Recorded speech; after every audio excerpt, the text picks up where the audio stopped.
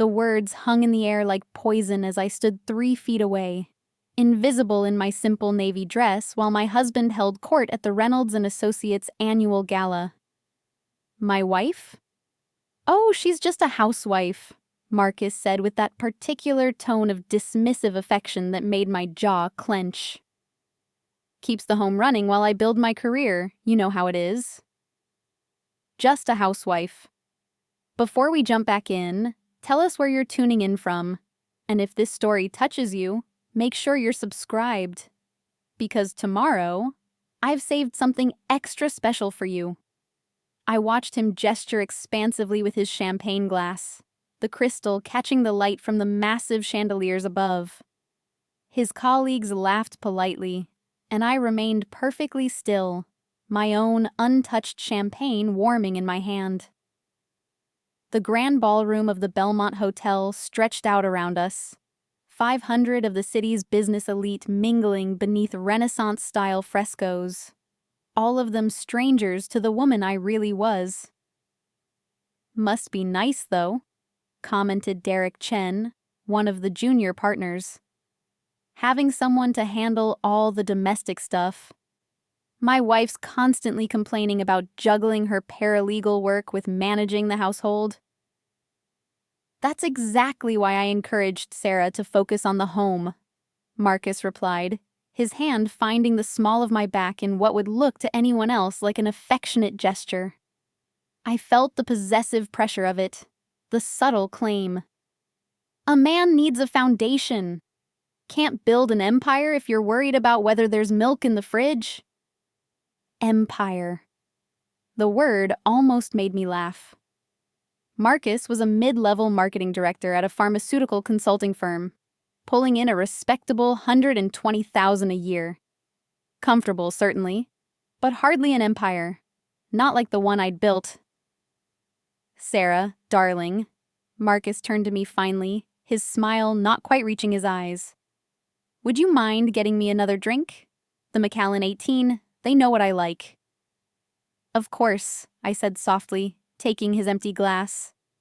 The perfect, obedient wife. As I walked toward the bar, weaving through clusters of power suits and designer gowns, I caught my reflection in one of the enormous gilt mirrors. 34 years old, dark hair swept into a simple chignon, minimal makeup, a dress I'd bought off the rack at Nordstrom for $200. Unremarkable. Forgettable. Exactly as I'd planned it. My phone buzzed in my clutch. I didn't need to check it to know it would be my agent, Melissa, probably panicking about the profile that Vanity Fair was running next month. Or my publicist, Amanda, coordinating the 20-city book tour launching in 2 weeks. Or my film agent, David, with updates about the Netflix adaptation of my latest novel that had just gone into pre-production. The bartender smiled as I approached. What can I get you, ma'am? Macallan 18 for my husband, and I'll have a sparkling water with lime. While he poured, I allowed myself a moment to remember. 4 years ago, before Marcus, before the lie that had become my life. I'd been Dr. Sarah Chen then, recently divorced and freshly burnt out from a decade in academic literary criticism. My marriage to another professor had collapsed under the weight of 2 ambitious careers and incompatible dreams. I'd wanted children. He'd wanted tenure. In the end, we'd gotten neither. The writing had started as therapy, a way to process the grief and anger of a failed marriage. Historical fiction, my professor ex-husband had called it dismissively. Commercial trash. Not serious literature, but that commercial trash, written under the pen name E.M. Blackwood, had hit the New York Times bestseller list 6 weeks after publication. The second book debuted at number 1. The third never left the top spot for 42 weeks. 5 books later, E.M. Blackwood wasn't just a best-selling author. I was a phenomenon. A brand. My novels had sold over 30 million copies worldwide, been translated into 47 languages, spawned a devoted online fandom, and generated enough income that I'd bought a brownstone in Brooklyn, a cottage in the Cotswolds, and invested enough to never work again if I chose. And absolutely no one knew that E.M. Blackwood was me. "Your drinks, ma'am." I thanked the bartender and turned back toward the crowd, where Marcus stood laughing with his colleagues. He'd gained weight since we married 2 years ago, his face fuller, his hairline receding slightly. Still handsome in that generic corporate way, but showing the effects of too many client dinners and too much self-satisfaction. I'd met Marcus at a charity book auction, of all places. He'd been bidding on a first edition Hemingway. I'd been there anonymously, watching someone pay $20,000 for a signed copy of my own novel without realizing the author was sitting 3 rows behind them. Marcus had been charming that night, attentive. He'd asked about my work, and I'd told him a carefully constructed truth. I was a freelance editor working from home. Nothing flashy, nothing threatening. He'd seemed genuinely interested, or so I'd thought. We dated for 8 months before he proposed. Looking back, I could trace the exact moment things shifted. It was when I'd happened to mention that my parents had left me a substantial inheritance, enough that I didn't need to work full-time. I'd watched something calculate behind his eyes, a recalibration of my value in his personal ledger. The proposal came 3 weeks later. "There you are!" Marcus took the glass from my hand, not quite meeting my eyes. "Sarah, this is Robert Hammond, the new CEO who just joined from Merck. Robert, my wife, Sarah." "Pleasure," Hammond said, his handshake firm but perfunctory. His eyes had already moved past me, scanning the room for more important connections. "Robert was just telling us about the merger opportunity with BioCore Solutions," Marcus continued, positioning himself slightly in front of me. "Potentially a $200 million deal." I let the men talk, playing my role.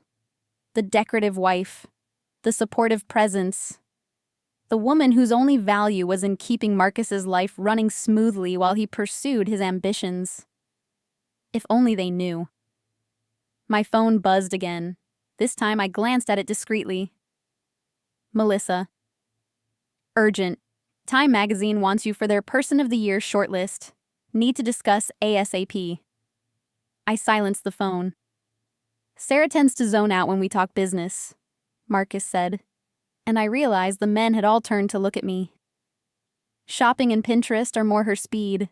Isn't that right, honey?" "Whatever you say, dear," I murmured, taking a small sip of my water. The irony was exquisite. That very morning, I'd spent 3 hours on a video call with my UK publisher discussing marketing strategy for the British Commonwealth. Yesterday, I'd reviewed contracts for the Japanese translation rights. Tomorrow, I had a phone interview with NPR's Fresh Air that would be conducted from the office Marcus believed was our spare bedroom, where I occasionally did some light editing work. That spare bedroom was actually a fully equipped writer's studio, soundproofed and locked, where E.M. Blackwood created worlds that millions of readers lived in. "Excuse me," a voice said behind us, and we all turned. A woman in her 50s, elegant in Armani, with steel gray hair cut in a sharp bob. "I'm so sorry to interrupt, but I couldn't help overhearing. Did you say your wife's name is Sarah Chen?" Marcus brightened, clearly pleased that someone was taking an interest in his wife, probably assuming she was going to ask about household management or charity work. "Yes, that's right. Sarah Chen Morrison now, technically, though she doesn't use my name professionally." He laughed. "Not that she has a profession, really." The woman's eyes were fixed on me with an intensity that made my pulse quicken. "And you're from New York, originally?" Went to Columbia? My throat went dry. Yes, but... And you got your PhD in comparative literature? Specialized in 19th century British fiction? The world seemed to tilt slightly. Marcus was frowning now, confused. His colleagues had gone quiet. I'm sorry, I said carefully. Have we met? Not formally, the woman said, extending her hand. Dr. Patricia Walsh. I teach at NYU. I was on your dissertation committee. The champagne glass nearly slipped from Marcus's hand.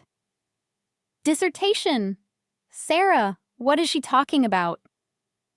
You defended your thesis on the intersection of feminist discourse and economic constraint in Victorian literature. Dr. Walsh continued, her smile knowing. It was brilliant. I've referenced it in my own work several times.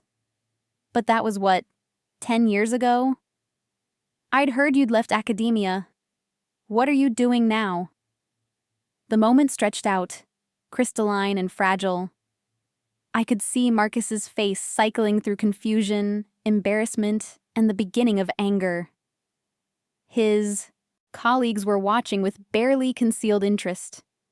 This wasn't the narrative he'd built about his simple, unambitious wife. I do some freelance editing, I said, which was true in the most technical sense. I edited my own manuscripts. Work from home, mostly. What a waste, Dr. Walsh said, shaking her head. You had such promise. Have you published anything? Even academic articles? Nothing significant. I lied smoothly and watched Marcus's shoulders relax slightly. Well, it was lovely seeing you again. Marcus, your wife is far more accomplished than you're giving her credit for. With a knowing look that lingered a moment too long, Dr. Walsh melted back into the crowd. The silence that followed was excruciating. Preparing and narrating this story took us a lot of time, so if you are enjoying it, like this video, it means a lot to us. Now back to the story. A PhD? Derek Chen said finally. That's impressive, Sarah. Why didn't you mention... It was a long time ago, I said quickly before Marcus could speak. Ancient history. Not really relevant anymore. We should get back to the table, Marcus said abruptly, his hand tight on my elbow as he steered me away from the group. His grip was just shy of painful. Dinner's being served soon. We wound through the crowd in silence, but I could feel the tension radiating from him like heat. This wasn't part of his story. His wife wasn't supposed to have credentials that exceeded his MBA from a state school. She wasn't supposed to be Dr. Chen. Our assigned table was near the front, a premium location that Marcus had been thrilled about. It signaled his rising importance in the company hierarchy. Or so he'd told me repeatedly while he'd decided what to wear tonight. You could have mentioned the PhD, he said as we sat down, his voice low and tight. You never asked. That's not the point. He smiled rigidly at a passing colleague. It makes me look like an idiot, not knowing my own wife has a doctorate. You told them I was just a housewife, I said softly. I assumed you'd already decided what I was worth mentioning. He had the grace to flush slightly. Don't twist this around. You deliberately kept this from me. I told you I used to teach. I told you I worked in publishing. You said you were a glorified proofreader. That had been in month 3 of our relationship, when he'd asked what I did for work. I'd said I worked in publishing, which he'd somehow translated into clerical work, and I'd never corrected him. By the time we'd gotten serious, the lie of omission had become too complicated to untangle. Or maybe I just wanted to see how long it would take him to actually ask me about myself, to show genuine curiosity about who I was beyond what I could do for him. 2 years later, I had my answer. Ladies and gentlemen, a voice boomed over the sound system. Please take your seats. Dinner will be served shortly, and then our CEO, James Fitzgerald, will be making a few remarks. James Fitzgerald. The name sent a small jolt of anxiety through me. I'd been successfully avoiding him all evening, which had been deliberate. Fitzgerald was a reader, a voracious one, according to the profile I'd read in Forbes. He'd mentioned in multiple interviews that he read 50 books a year, that he believed in the power of story to shape culture and drive business. And his favorite author, he'd told the Wall Street Journal 6 months ago, was E.M. Blackwood. I'd been careful since joining Marcus at company functions. I never gave my opinion on books. I kept my knowledge of literature carefully hidden. I'd even gone so far as to mention that I preferred reality TV to reading, watching Marcus's small smile of satisfaction at having a wife with such uncomplicated tastes. But Fitzgerald's presence always made me nervous. He was too observant, too intelligent, the kind of man who noticed details. Salads arrived, and the din of conversation rose as 500 people began their meals. Marcus was silent beside me, stabbing at his mixed greens with unnecessary force. Across the table, a woman named Jennifer from HR was describing her recent vacation to Tuscany in excruciating detail. My phone buzzed again. I glanced down discreetly. Amanda. Netflix wants to announce the adaptation next week with full press release. Need your approval on the director they've chosen. Also, Stephen Colbert's people called. He wants you for next month. I typed a quick response under the table. Approved director. Need to pass on Colbert. Schedule too tight. Is that really necessary right now? Marcus hissed. You're being rude. I silenced my phone and placed it in my clutch, not bothering to point out that he'd checked his phone at least 6 times during the salad course. The salad plates were cleared. The main course arrived, a choice of Chilean sea bass or beef tenderloin, and the ambient conversation continued to swell. I picked at my fish, not particularly hungry, and watched the room. This was Marcus's world. These corporate warriors with their careful hierarchies and political maneuvering. The men measuring themselves by their titles and salaries.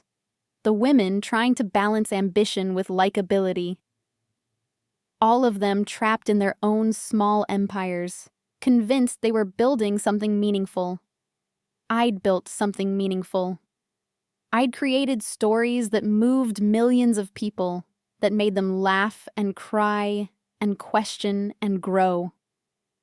My characters had been quoted in wedding vows, tattooed on skin, named after beloved children. My words had traveled around the world, had been translated into languages I couldn't read, had sparked conversations and debates and fan fiction and art. And I'd done it all while my husband told his colleagues I was just a housewife. Ladies and gentlemen, the voice boomed again as the dinner plates were cleared and coffee was served. Please welcome the CEO of Reynolds Associates, James Fitzgerald. The applause was enthusiastic as Fitzgerald took the small stage at the front of the room.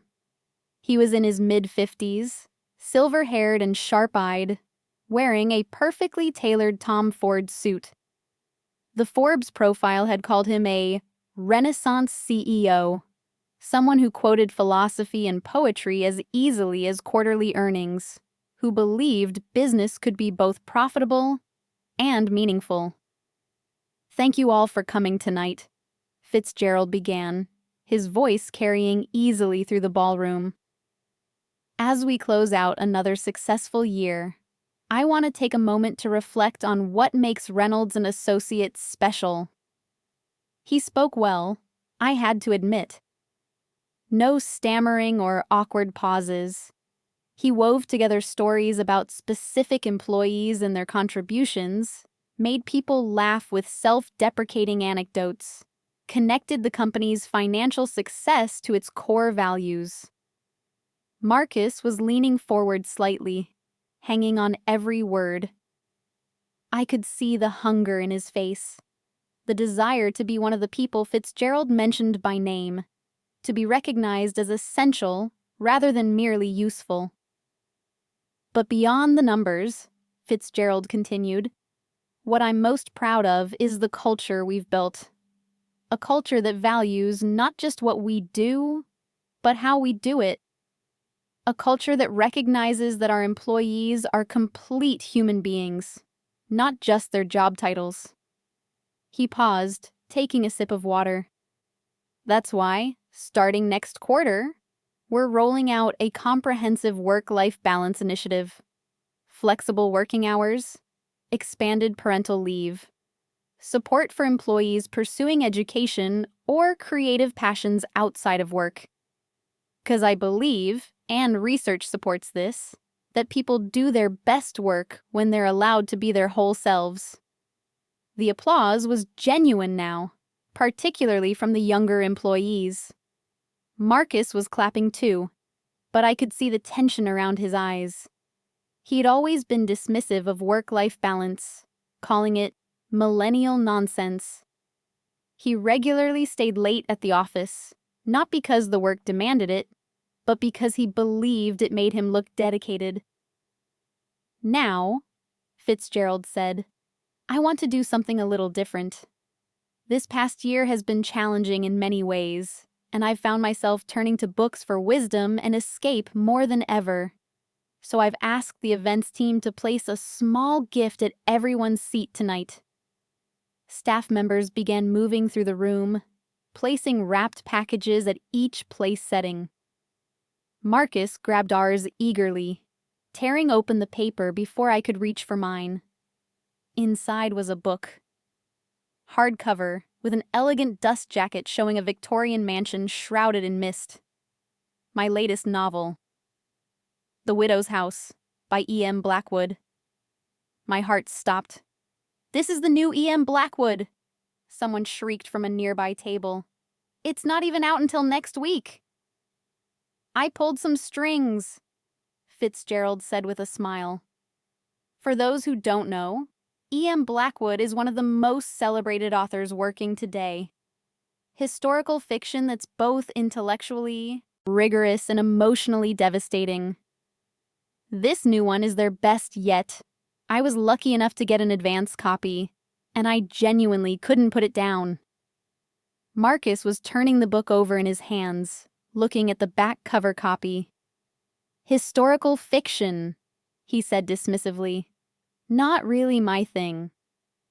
It should be everyone's thing, Fitzgerald continued, his enthusiasm genuine. Blackwood has this remarkable ability to take historical periods and make them feel urgently relevant to our current moment. The way they explore power dynamics, gender, economic inequality, it's masterful. I stared at my own copy of the book, at the cover that had taken 6 months and 7 design iterations to perfect, at the author photo on the back flap that showed only a silhouette, maintaining the mystery that had become E.M. Blackwood's trademark. You know what I find most interesting about Blackwood? Fitzgerald said. No one knows who they are. They've maintained complete anonymity for almost a decade. Never given an interview where they've shown their face. Never done a public appearance. Just the work, speaking for itself. I respect that, someone called out. In our social media age, it's refreshing. Exactly, Fitzgerald agreed. It forces us to focus on the art rather than the artist, to engage with the ideas rather than the personality. Though I'll admit, I'm dying to know who they are. I have theories. He grinned. My wife thinks it's a collective of writers. I think it's someone already famous in another field who wants the freedom to write without expectations. If only he knew how close to the truth he was. So please, Fitzgerald concluded, take these books home. Read them. Discuss them. Let me know what you think. And remember that supporting art, supporting creativity, supporting the life of the mind, that's part of what makes us human. Thank you all again for an incredible year. The applause was thunderous. Fitzgerald stepped down from the stage, immediately surrounded by people wanting to speak with him, shake his hand, bask in his attention. Marcus was still holding the book, but he'd already lost interest. Probably have to read it now, he muttered. Make conversation with Fitzgerald. You good with book discussions, right? Since you have the fancy PhD and all? His tone was bitter. I'm familiar with Blackwood's work, I said carefully. Great. You can give me the Cliff Notes version. Save me the time. He dropped the book on the table carelessly, and I winced as the corner of the dust jacket bent slightly. That book represented 2 years of my life. Research trips to England, hundreds of hours in archives, months of writing and rewriting, my editor's patient guidance, my agent's unwavering faith. The entire team at my publisher who'd poured their expertise into making it perfect. And Marcus wanted the Cliff Notes. I think I'm going to get some air, I said, standing abruptly. The room's getting stuffy. Don't be long, Marcus said, already turning to chat with the couple next to us. We're supposed to network. I made my way through the crowd, smiling politely at people I didn't know, clutching my small purse. The hallway outside the ballroom was quieter, just a few people taking phone calls or heading to the restrooms. I found a small alcove with a velvet bench and sank onto it, pressing my palms to my eyes. This was my life. This was what I'd chosen.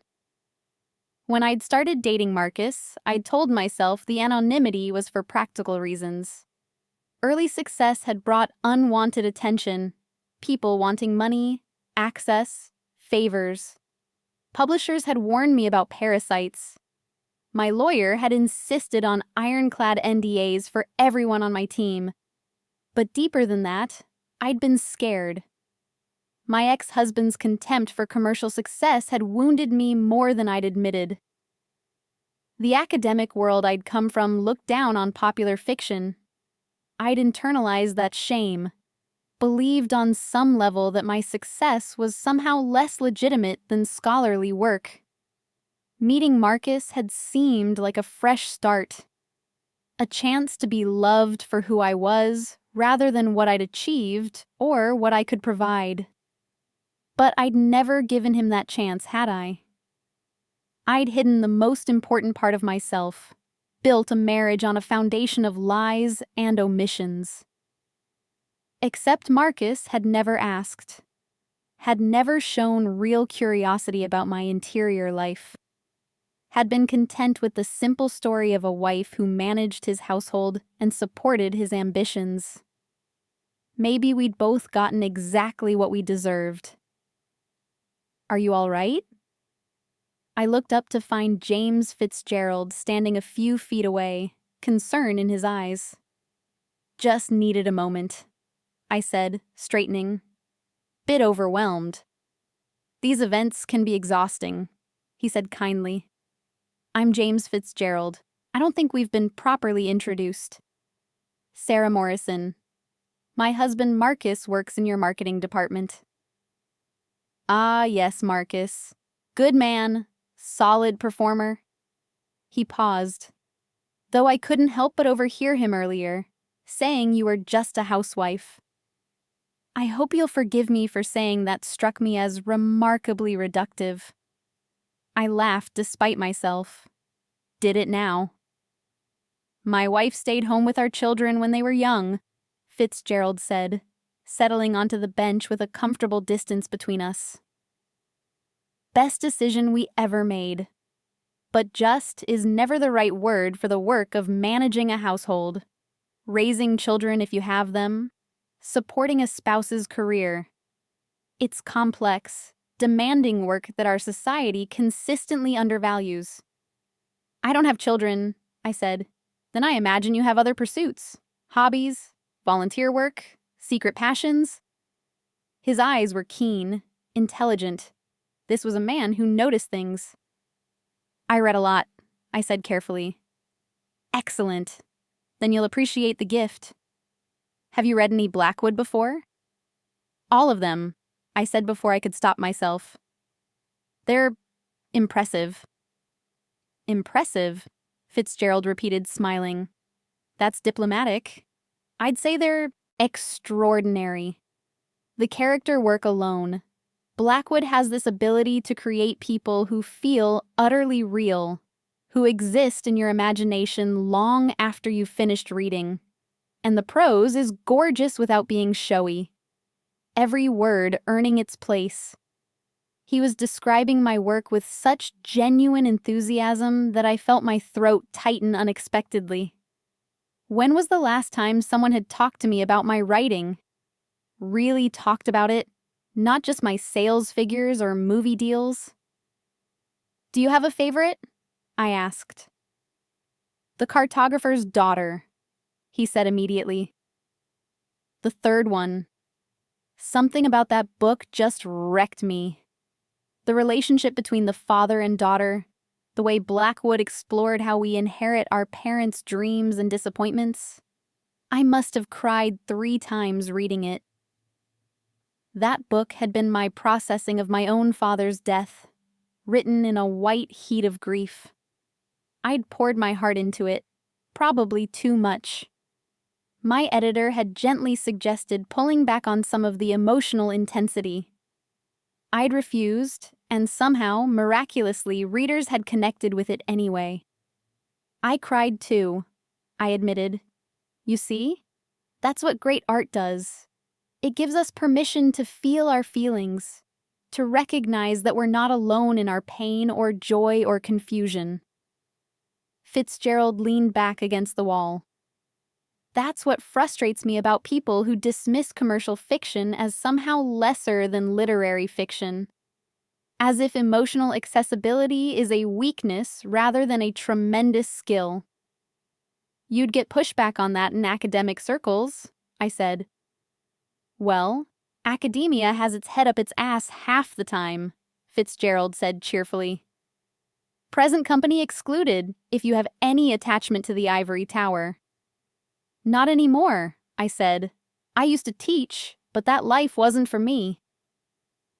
Ah, the PhD that surprised your husband. I heard about that. He studied me with open curiosity.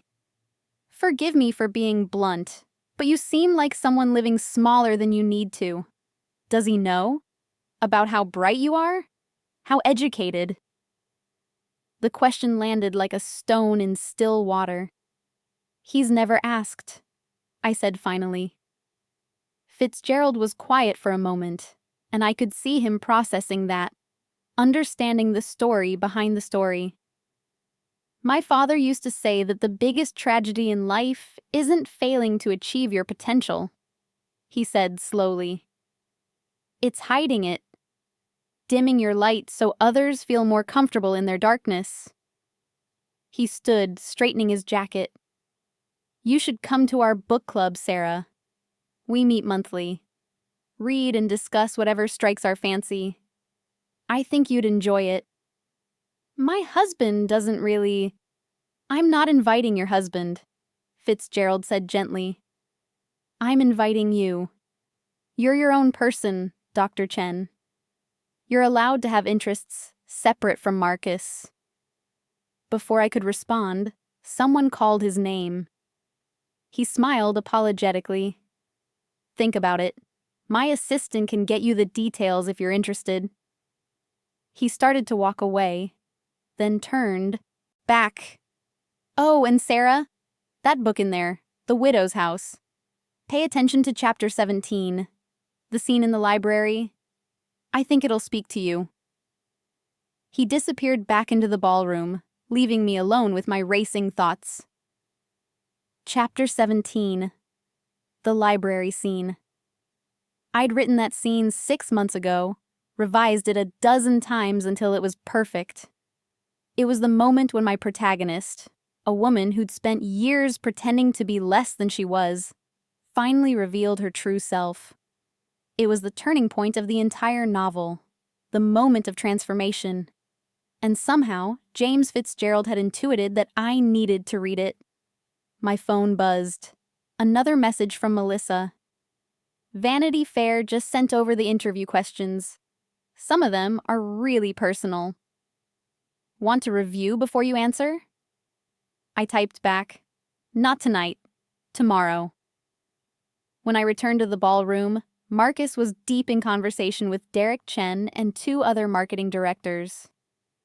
They were discussing some campaign strategy, speaking in the jargon-heavy shorthand of people trying to sound more important than they were. I slipped into my seat unnoticed and picked up my copy of The Widow's House. The familiar weight of it in my hands was comforting.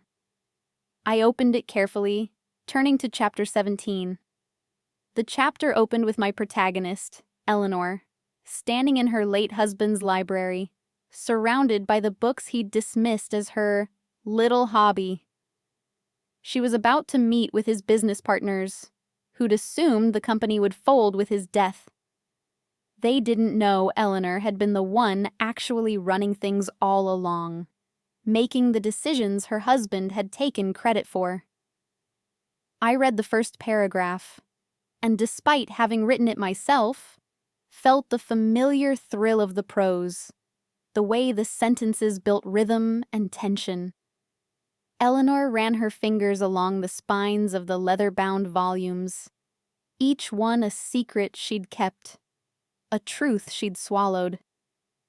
The men waiting in the parlor below thought they were coming to discuss the dissolution of a dead man's assets. They would soon learn they were negotiating with the empire's true architect. The question was no longer whether she would reveal herself. The question was whether they deserved to witness it. "What are you doing?" Marcus asked, noticing me reading. "You said I should familiarize myself with it," I said mildly. "So you can discuss it with Fitzgerald." "Yeah, but not right now. We're at a party." He took the book from my hands, closed it, set it aside. Mingle. Network. That's what we're here for. "Right," I said. "Of course." But I kept thinking about that paragraph, about Eleanor in her library, about the choice to reveal or conceal, about the moment when you stop living for other people's comfort and start living for your own truth. The gala wound down around 11. Fitzgerald made the rounds, shaking hands, thanking people for coming. When he reached our table, he spent several minutes talking to Marcus about some upcoming campaign, praising his work, asking intelligent questions. "And Sarah," Fitzgerald said, turning to me, "I hope you'll consider my invitation. First Tuesday of every month. We'd love to have you." "What invitation?" Marcus asked after Fitzgerald had moved on. "He mentioned a book club." "A book club?" Marcus laughed. "Honey, I don't think that's really appropriate. These are company people. It's networking, not social hour." "He specifically invited me?" "Yeah, to be nice. You'd be out of your depth." He gathered his things, checking his phone. "Come on, let's get the car." We rode home in silence, Marcus checking emails on his phone while I stared out at the city lights. We lived in a brownstone in Park Slope that I'd bought before we met, though Marcus told people we'd purchased it together with his signing bonus. Inside, Marcus headed straight for the bedroom, already loosening his tie. "I'm exhausted. Don't forget we have brunch with my parents tomorrow at 10. "I remember." "And Sarah?" He paused at the bedroom door. "About the PhD thing. Just, let's not make a big deal about it, okay? It's ancient history, and it just complicates things." "Complicates what exactly?" "The narrative. You know how these corporate environments are. Everything's about optics. If people start thinking of you as Dr. Chen, it changes the dynamic." "Changes it how?" Makes me look bad. The words burst out of him frustrated. Like I'm threatened by my wife's education. Like I need to diminish you to feel important. That's not what this is. Isn't it? Don't start, Sarah. I'm tired. He disappeared into the bedroom, closing the door with just slightly too much force. I stood in our beautiful brownstone living room, surrounded by first edition books and carefully curated art, in a home I'd paid for with money I'd earned from words I'd written, married to a man who thought my doctorate was an inconvenient complication. I took out my phone and pulled up Melissa's message about the Time magazine Person of the Year shortlist. Do it, I typed. Whatever they need from me. I'm ready. Then I opened my email and found the contact information for James Fitzgerald's assistant. I'd love to join the book club, I wrote. Please send me the details for the next meeting. I hit send before I could reconsider. Then I walked to my locked study, the room Marcus thought was where I did occasional editing work. Inside, surrounded by my awards and foreign editions and editorial letters, I sat at my desk and opened my laptop. I had a new book to write, and I had a feeling I knew exactly what it would be about. A woman who'd spent years hiding who she was, dimming her light, making herself small and manageable and safe. And the moment she decided to stop, I began to type, and the words flowed like they always did when I was writing something true. Chapter 1. The woman at the gala was not who anyone thought she was. The book club meeting was scheduled for the first Tuesday of the month at Fitzgerald's home in the Upper East Side. I told Marcus I was meeting an old college friend for dinner. Sure, whatever, he'd said without looking up from his laptop. I'll probably work late anyway. The lie came easily now.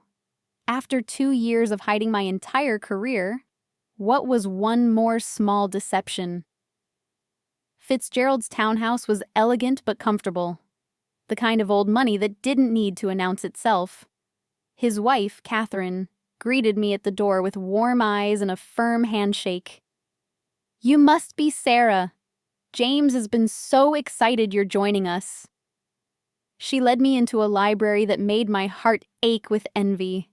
Floor-to-ceiling shelves, a rolling ladder, leather chairs arranged in a circle.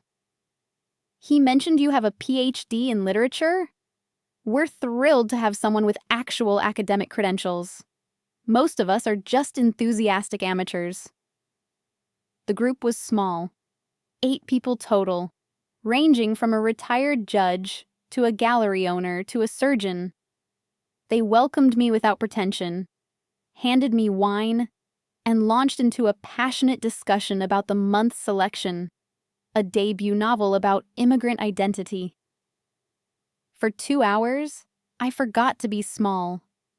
I shared my analysis of the prose structure, debated themes, laughed at jokes that referenced obscure literary theory. These were people who read deeply, who cared about ideas, who treated books as treasures rather than status symbols or networking opportunities. You should have heard James when he got the advance copy of the new Blackwood, Catherine said as we moved on to dessert. He called me at work to read me passages. I thought he might actually cry. The ending destroyed me, Fitzgerald admitted. That final chapter where Eleanor reveals everything to her husband's partners, the way Blackwood structures that confrontation is masterful. Every word of that speech lands like a hammer. I'd written that speech in one sitting, barely breathing, channeling every moment of frustration and diminishment I'd felt in my own marriage. Eleanor's words were my words, the ones I'd never said aloud. What I love, the retired judge said, is that it's not about revenge. It's about truth. Eleanor doesn't destroy them. She simply stops lying. And the truth itself is devastating enough.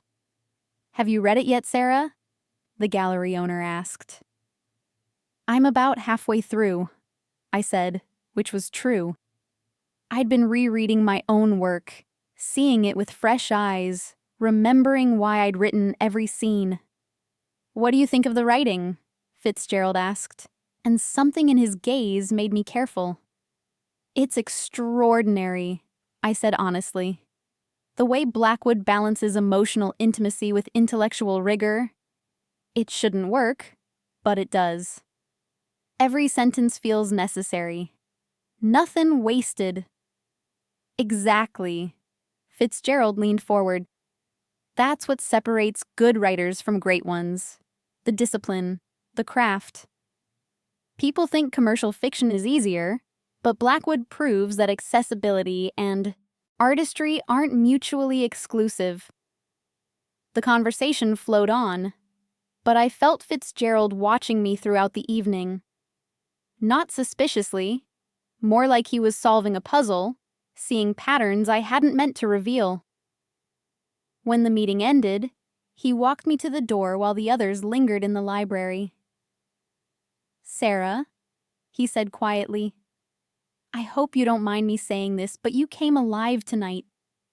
You were brilliant, and I found myself wondering why someone with your intelligence and education is hiding in her husband's shadow."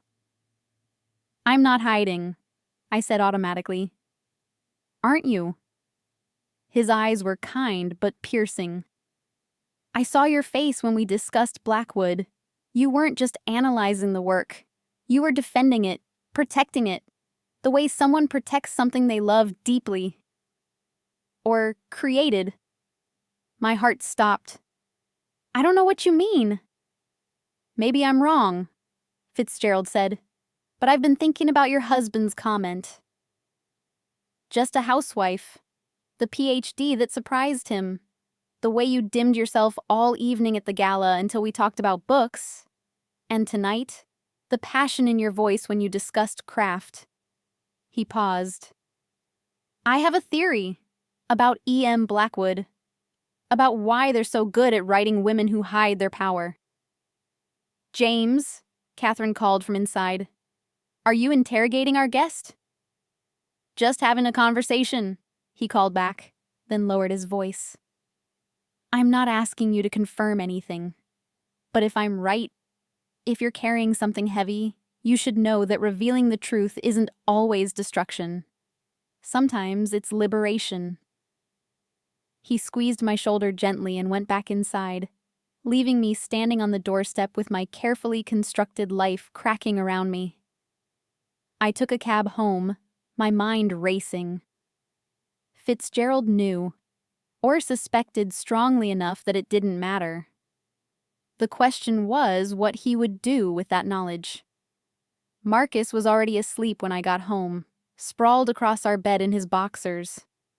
I stood in the doorway watching him, this man I'd married who'd never once asked me what I dreamed about, what I wanted, who I really was beneath the role I played. I went to my study and unlocked the door. My phone had 14 messages. Melissa with updates on the Vanity Fair profile.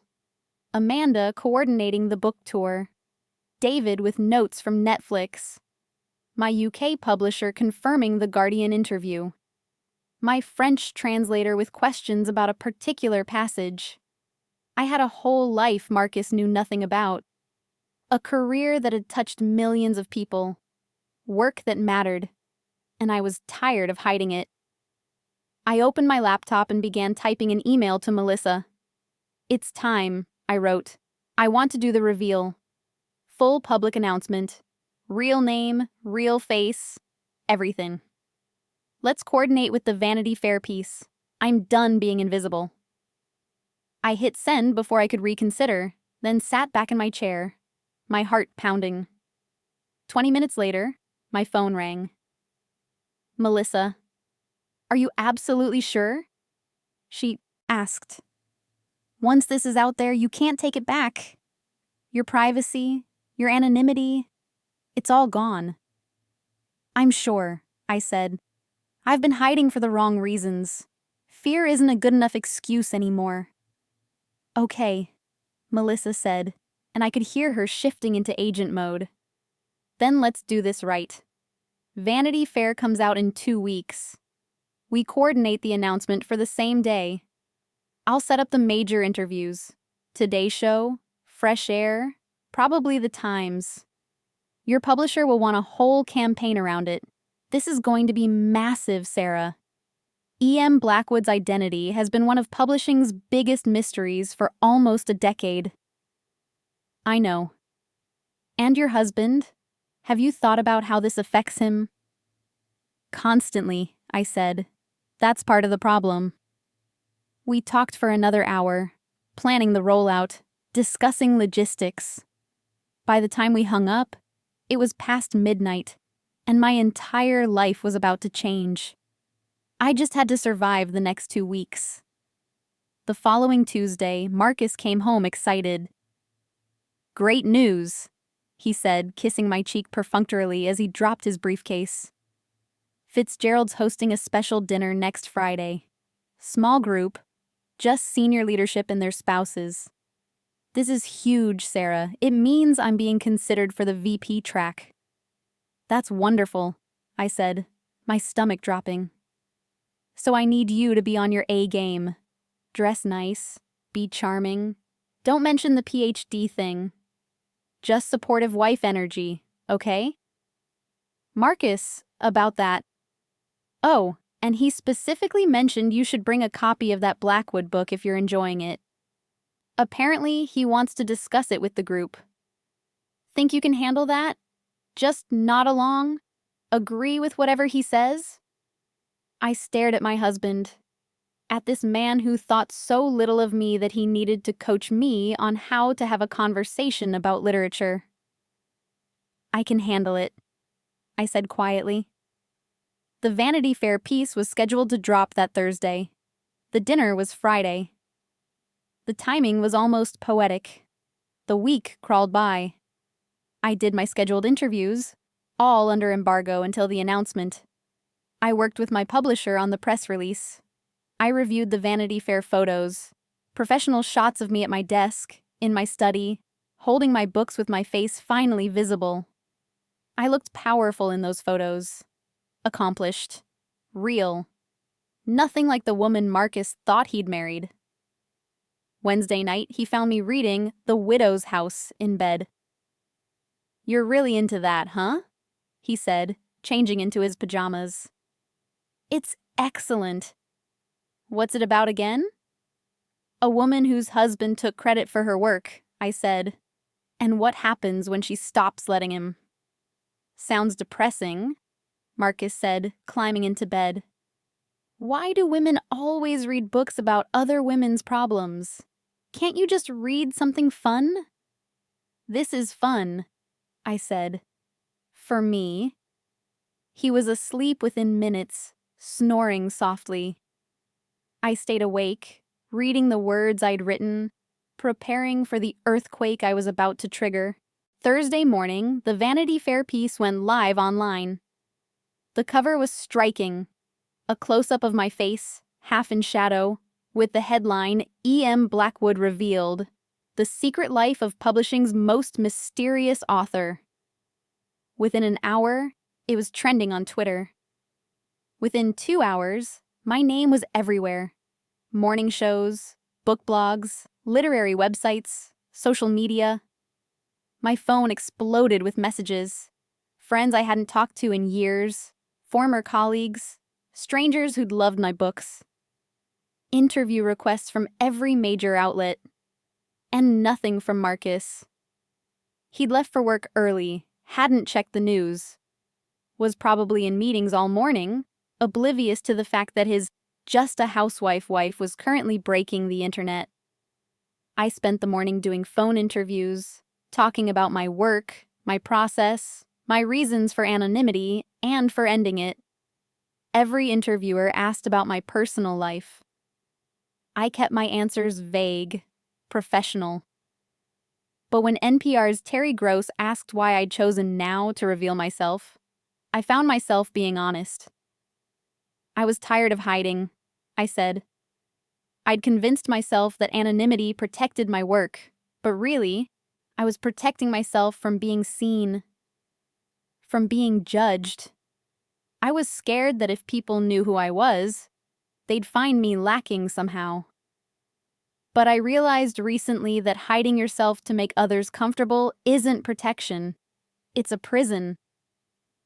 Is there a story behind that realization? Terry asked gently. There's always a story, I said, and left it at that.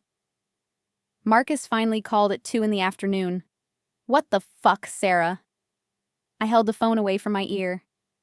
I take it you saw the news. Saw the news? It's all anyone can talk about. Derek just showed me the Vanity Fair cover on his phone. Your E.M. Blackwood? The E.M. Blackwood? Yes. And you didn't think to mention this? At any point in our entire marriage? You never asked what I did with my time, I said calmly. You assumed I did nothing important. I let you assume that. This is insane. Do you know how this makes me look?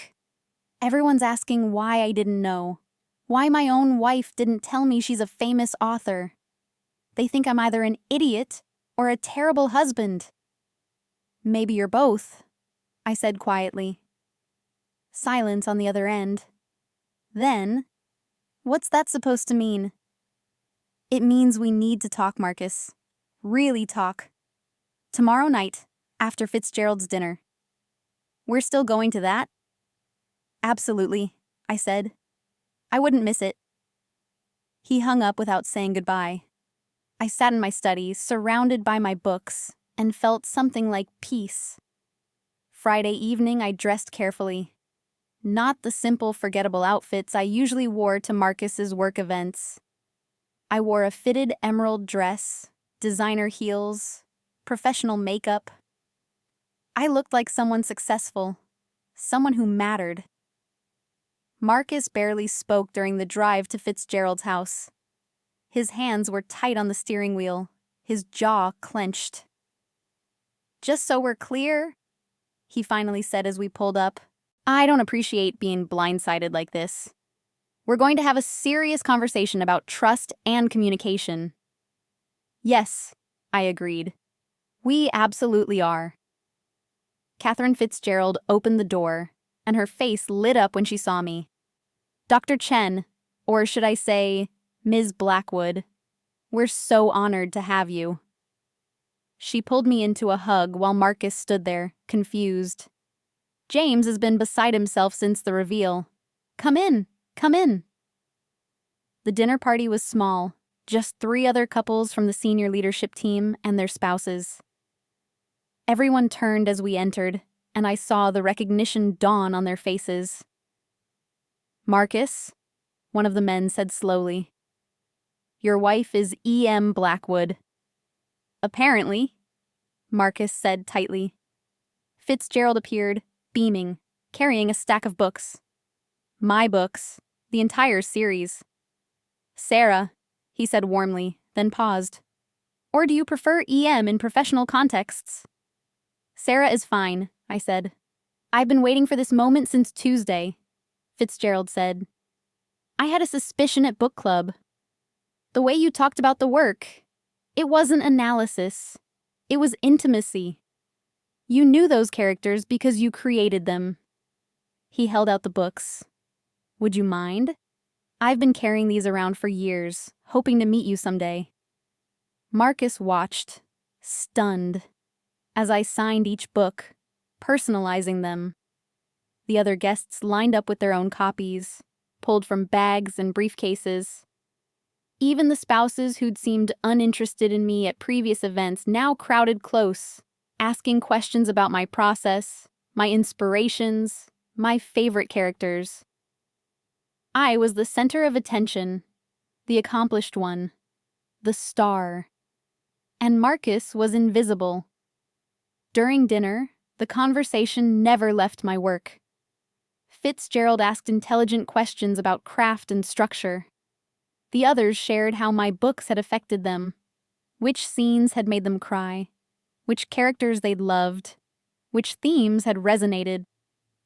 Marcus sat silently, pushing food around his plate, his face growing darker as the evening progressed. Finally, during dessert, he spoke up. "This is all very flattering," he said, his voice tight. "But let's not forget that Sarah's success doesn't happen without support. Behind every great woman is a man who believed in her, who gave her the space and freedom to pursue her dreams." The table went quiet. "Marcus," I said softly, "you didn't know I was a writer. I knew you worked on books. You thought I was a proofreader. You called my work light editing. You told people I was just a housewife."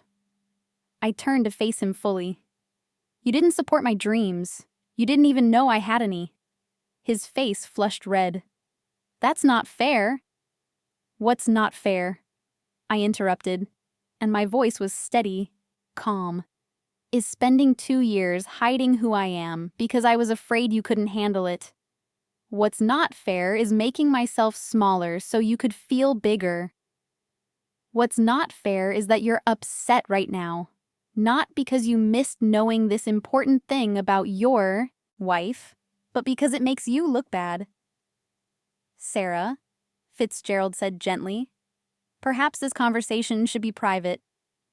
"No," I said. "I think it should be witnessed. Marcus, you wanted me here tonight to make you look good, to be your supportive, decorative wife. Well, here I am. Looking very good, just not in the way you expected." I stood up, setting my napkin on the table. "I've spent our entire marriage performing the role you wanted me to play. The simple wife, the uncomplicated woman, the support system with no ambitions of her own. But that was never who I was. I'm Dr. Sarah Chen. I'm E.M. Blackwood. I've sold 30 million books. I've changed lives with my words. I've built something meaningful, and I'm done pretending I haven't."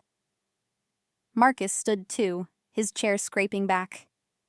"You lied to me." "You never asked," I said. "In 2 years of marriage, you never once asked me what I wanted, what I dreamed about, what I did with my days. You assumed I did nothing important because you'd decided I wasn't important enough to be curious about. That's not true. When's my birthday, Marcus?" He blinked. "What?" "My birthday. When is it?" Silence. He didn't know. "What's my favorite book?" I continued. "What's my dissertation about? What do I want to do with my life? What scares me? What makes me happy?" I picked up my purse. "You can't answer any of those questions because you never cared enough to ask. I want a divorce," I said clearly. "Not because you didn't know I was E.M. Blackwood, but because you never wanted to know who Sarah was. And I'm tired of being married to someone who sees me as a supporting character in his story." I turned to Fitzgerald and Catherine. "Thank you for the lovely dinner, and for the book club. For the first time in 2 years, I felt like myself in your home." I walked out, leaving Marcus standing in stunned silence. The Uber driver tried to make small talk on the ride home, but I was too busy processing what I'd done. The enormity of it, the finality. I'd just blown up my marriage in front of my husband's boss and colleagues, and I felt nothing but relief. My phone buzzed. A text from Fitzgerald. That was the bravest thing I've ever witnessed. "If you need anything, legal referrals, a shoulder, whatever, please don't hesitate. Also, I think you just lived out Eleanor's final chapter.